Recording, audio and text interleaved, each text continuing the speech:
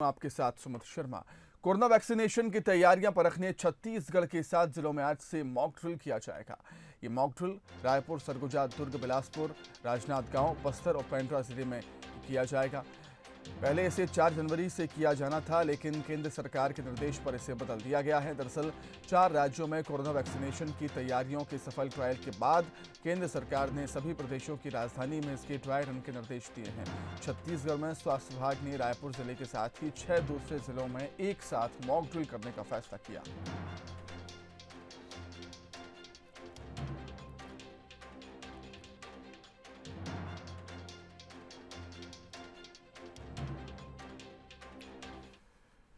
वहीं सीएम भूपेश बघेल आज रायगढ़ के दौरे पर रहेंगे, जहां पर वो 400 करोड़ के विकास कार्यों की सौगात देंगे। कई विकास के कामों की शुरुआत भी करेंगे। सीएम भूपेश बघेल के दौरे की तैयारियां पूरी कर दी गई हैं। तो रायगढ़ दौरे पर रहेंगे सीएम भूपेश बघेल, जहां पर प्रदेश को और रायगढ़ के वासियों को 400 करोड़ की सौगात वो देने वाले हैं।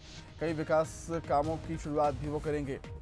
सीएम भूपेश बघेल के दौरे को लेकर तैयारियां पूरी कर दी गई।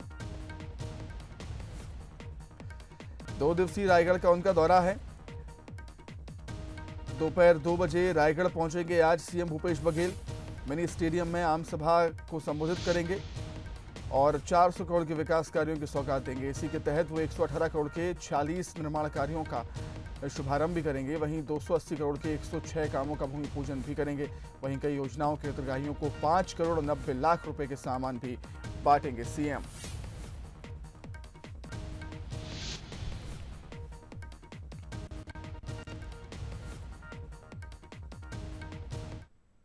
कल सीएम साहब का दौरा है नए साल में, और नए साल में हमारे रायगढ़ जिले को सौगात देंगे। बहुत सारे काम ऐसे हैं जो अभी चल रहे थे, वो पूरे हो गए हैं। अब बहुत सारे नए काम का भूमि पूजन करेंगे, तो लगभग 450 करोड़ के आसपास का सौगात इस जिले को मिलेगा। और मैं समझता हूँ ये एक बड़ी उपलब्धि रहेगी। न केवल 450 करोड़, इसके अलावा भी कल सीएम साहब और कुछ भी घोषणा करने वाले हैं जो हम लोग मांग करेंगे। तो एक बड़ी सौगात 2021 में मिलने वाली है इस रायगढ़ जिले को। वहीं केंद्रीय खाद्य मंत्री पीयूष गोयल ने न्याय योजना की जानकारी मांगी है राज्य सरकार से। सीएम भूपेश बघेल से पीयूष गोयल की फोन पर बातचीत हुई। सीएम ने केंद्रीय मंत्री को जानकारी दी है। केंद्र के तय समर्थन मूल्य पर धान की खरीदी हो रही है, सीएम भूपेश बघेल का ऐसा कहना है। वहीं मक्का और दूसरे उपज पर किसानों को वो सहयोग दे रहे हैं।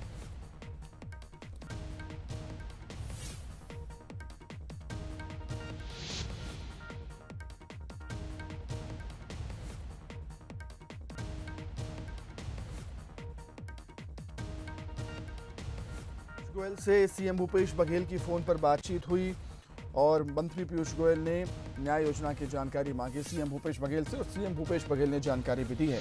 उनका कहना है कि केंद्र के तय समर्थन मूल्य पर ही धान की खरीदी प्रदेश में हो रही है। हम लोगों ने कैबिनेट की बैठक बुलाई थी और उसमें वहीं मंत्रियों के सामने ही खाद्य मंत्री जी से बात हुई थी। तब उन्होंने कहा था ये अभी दिल्ली में जो आंदोलन चल रहा है उसमें व्यस्त हूँ और देख नहीं पाया हूँ। फिर वहीं पीएमओ में भी हम लोगों ने फ़ोन लगाया था, तो दोपहर में बात तो नहीं हुई थी, लेकिन रात में प्रधानमंत्री जी से ज़रूर बात हुई। उन्होंने कहा था कि मैं देखता हूँ, उसके बारे में मुझे जानकारी नहीं है। लेकिन आज दोपहर में पीयूष गोयल जी का फिर से फ़ोन आया था। कल फिर फ़ोन लगाया था, उसके जवाब में आज आया था फ़ोन। उसमें कुछ वो जो बातें कह रहे हैं कि किन किन कारणों से रुका हुआ है, तो हम अधिकारी भेजेंगे और वो सारी बातें स्पष्ट की जाएगी। उनका मूल जो शिकायत है या जो अड़चन है कि आप बोनस तो नहीं दे रहे हैं। हमने कहा हम तो समर्थन मूल्य धान खरीदी कर रहे हैं। वहीं धान खरीदी पर पीएल पुनिया ने बीजेपी पर हमला बोला और कहा कि छत्तीसगढ़ के बीजेपी नेता घरियाली आंसू बहा रहे हैं। इन बीजेपी नेताओं को पीएम निवास में धरना देना चाहिए। केंद्र को एफसीआई में चावल उपार्जन की अनुमति देना चाहिए। और रायपुर दौरे पर हैं पीसीसी प्रभारी पीएल पुनिया। आज वो मोतीलाल वोरा के श्रद्धांजलि कार्यक्रम में शामिल होंगे।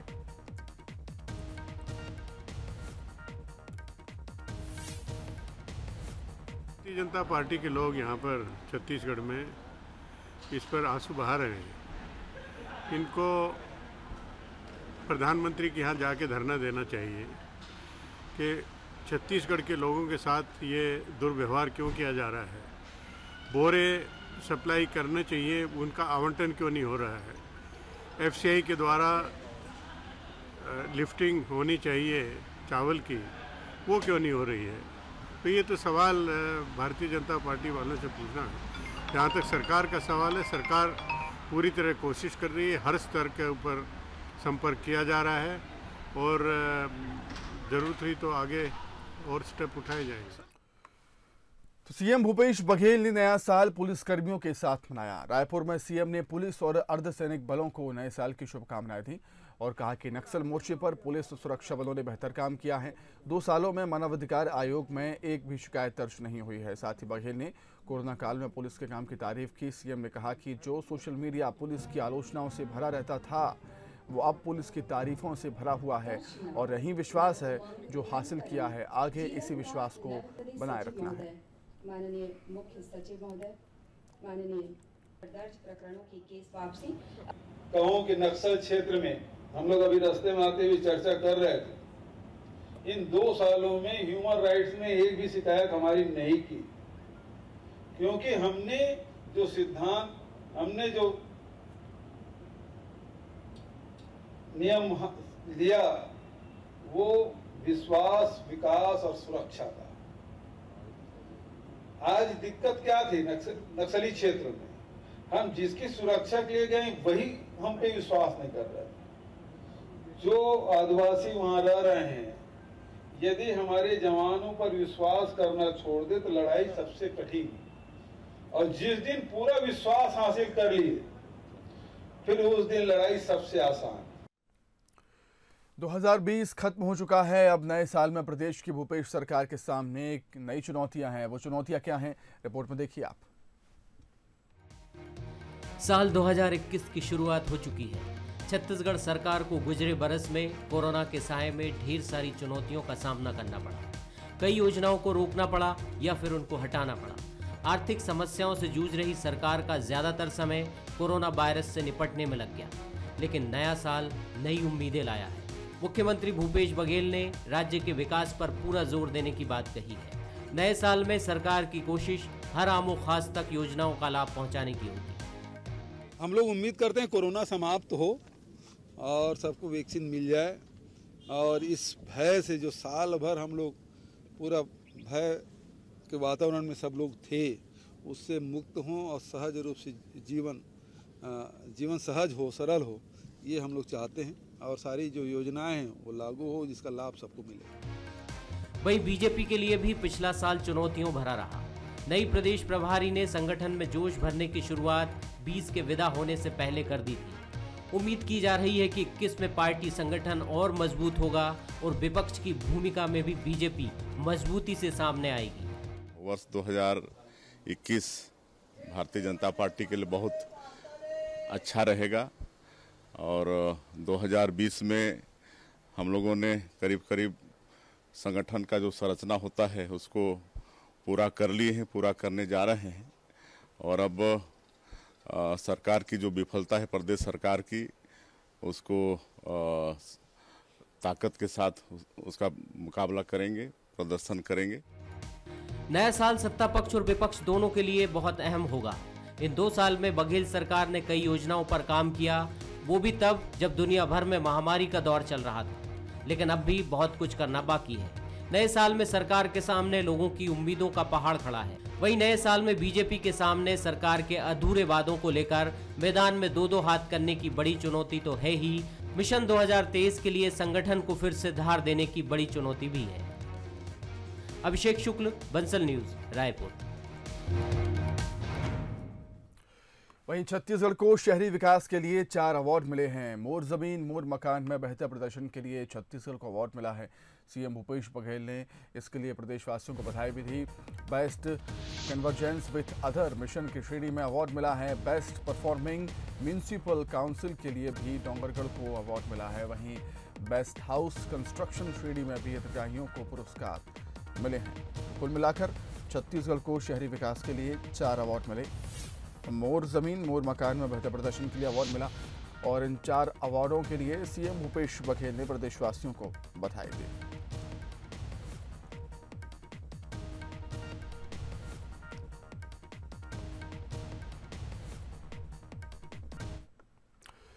आईपीएस रतनलाल डांगी ने शुक्रवार को बिलासपुर रेंज आईजी का चार्ज लिया है। आईपीएस दीपांशु काबरा के तबादले के बाद आईपीएस डांगी को बिलासपुर रेंज आईजी की जिम्मेदारी सौंपी गई। इससे पहले डांगी सरगुजा रेंज आईजी की जिम्मेदारी संभाल रहे थे। मीडिया से बातचीत करते हुए आईजी डांगी ने कहा कि उनकी कोशिश संभाग में बेहतर पुलिसिंग की होगी। इसके साथ ही उन्होंने नशे के अवैध कारोबार पर भी सख्त कार्रवाई का संकेत दिया। इसके लिए आईजी ने अपना मोबाइल नंबर सार्वजनिक करते हुए लोगों से भी जानकारी साझा करने की अपील की।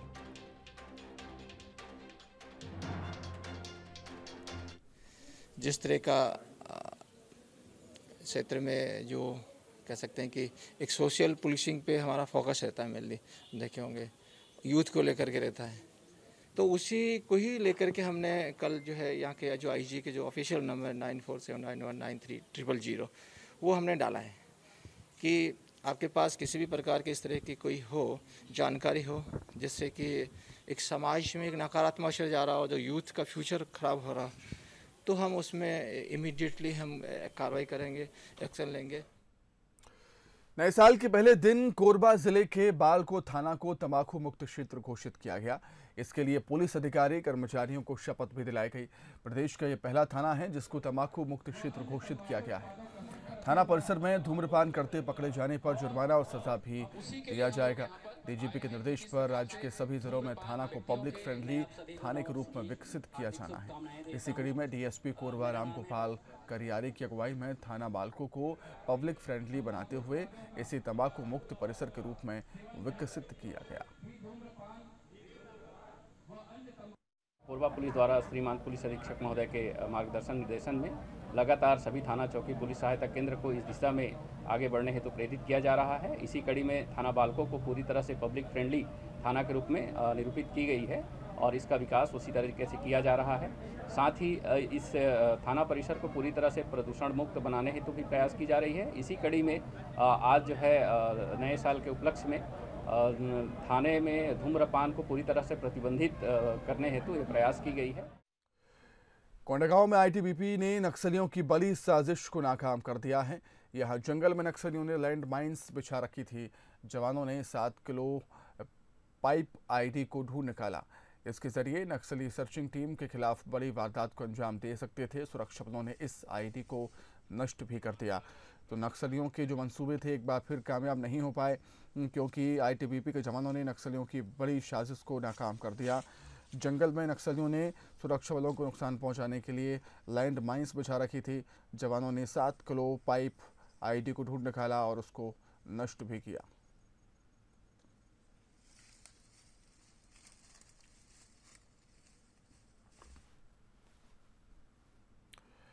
रायपुर से खबर है, जहां पर शातिर निगरानी बदमाश संजय रक्सेल गिरफ्तार हुआ है। हत्या, लूट, नशे समेत कई मामलों का ये आरोपी है। पुलिस ने हिस्ट्री शीटर का जुलूस भी निकाला। तो शातिर बदमाश संजय रक्सेल गिरफ्तार किया गया। हत्या, लूट, नशे समेत कई मामलों का ये आरोपी है।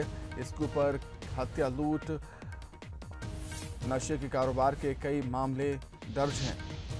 पुलिस ने हिस्ट्री शीटर बदमाश का जुलूस भी निकाला ताकि लोगों में बदमाशों का खौफ खत्म हो और बदमाशों में कानून का खौफ बना रहे।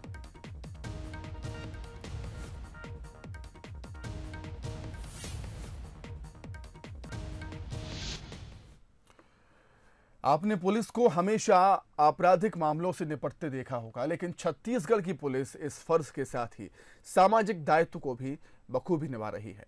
आपदा में आत्मनिर्भर बनाने, गरीब और बेसहारों के लिए सहारा बनी बिलासपुर पुलिस लीक से हटकर काम कर रही है। रिपोर्ट देखिए। कोरोना में ड्यूटी पर रहे डटे, अब बेसहारों के बने सहारा। फर्ज के साथ पुलिस का सोशल अंदाज।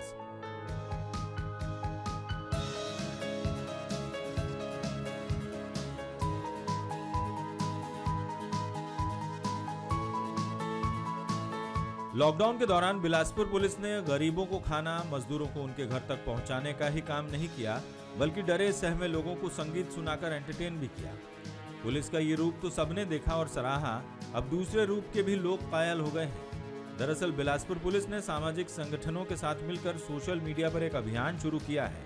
इसमें थर्ड जेंडर, भीख मांग रहे बच्चों की पढ़ाई और बेसहारा लोगों को सक्षम बनाया जाएगा। करीब 400 थर्ड जेंडर को चिन्हित किया गया है। पहले चरण में 20 किन्नरों को रोजगार से जोड़ने का काम भी शुरू हो गया है। जो थर्ड जेंडर हैं, जो हैं, उनके लिए हम काम कर रहे हैं। वो लोग का पहले से प्रोजेक्ट था, पर अब हम लोग जोड़ के करीब 15-20 ऐसे लोगों को हम रोज़गार उपलब्ध करा देना चाहते हैं, क्योंकि ये शहर भर घूमते रहते हैं। लोगों को डराना, क्योंकि पैसे के लिए पहले ये रेलवे ट्रेनों में घूमते रहते थे या कहीं चौक चौराहों में रहते थे और घटनाएं भी उनके साथ होती हैं।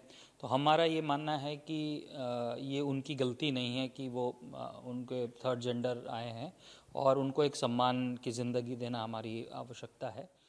मैं सम्मानीय एसपी साहब का धन्यवाद करता हूं कि उनकी सोच काफ़ी अच्छी रही और उन्होंने काफ़ी अच्छी सोच के साथ हमसे चर्चा की और चर्चा के दौरान जो फीडबैक हमारे थर्ड जेंडर भाई बहनों का समुदाय का जो निकल के आया वो ये था कि हम लोग चाह रहे हैं कि क्यों ना बिलासपुर में भी एक ब्यूटी पार्लर हो जिसमें तृतीय लिंग समुदाय के लोग चलाएं और समाज भी उसको एक्सेप्ट करे, क्योंकि काफ़ी टैलेंट है थर्ड जेंडर्स के अंदर। उसके बाद हम लोगों ने 1-2 चीज़ें और भी वहाँ पे रखी। एक तो कुकिंग का रखा, दूसरा कैटरिंग का रखा, सिलाई कढ़ाई का रखा। तो सारी चीज़ों को सहर्ष एसपी सर ने स्वीकार किया।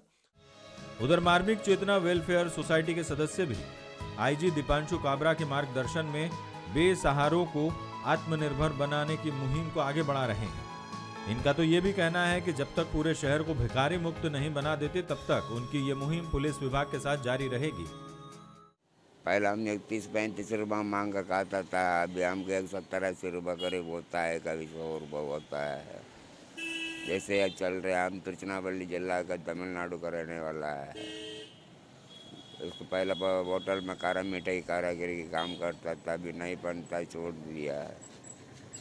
कुछ मजबूरन से मांग का खाता है, ऐसे टाइम हमारा हमारे दिमाग में था कि वेट मशीन और फूल और अगरबत्ती और नारियल के ऐसे दुकान छोटे से लगा सकते हैं और चप्पल स्टैंड ऐसा कर सकते हैं।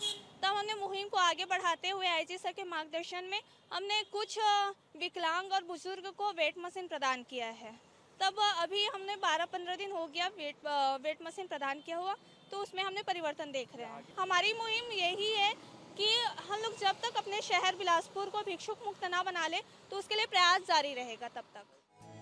पुलिस और सामाजिक संस्था की इस पहल से थर्ड जेंडर, गरीब बच्चों और असहाय लोगों के लिए एक नई राह खुली है। ये उनके लिए आत्मनिर्भर बनने की दिशा में मील का पत्थर साबित होगा। उमेश मौर्य, बंसल न्यूज, बिलासपुर। अब बात करेंगे कोरोना वायरस के संक्रमण की। छत्तीसगढ़ में कोरोना की रफ्तार कम हुई है। 24 घंटे में कोरोना के 932 केस सामने आए और 24 घंटे में 3 मरीजों की मौत हुई। दुर्ग में 132, रायपुर में 156 मरीज मिले, राजनांदगांव में 95 मरीज मिले हैं। तो इसी के साथ ही पॉजिटिव मरीजों की संख्या 2,80,507 हो गई है। एक्टिव केस की बात करें तो 11,344 एक्टिव केस है और मौत का आंकड़ा 3,375 तक पहुंच चुका है।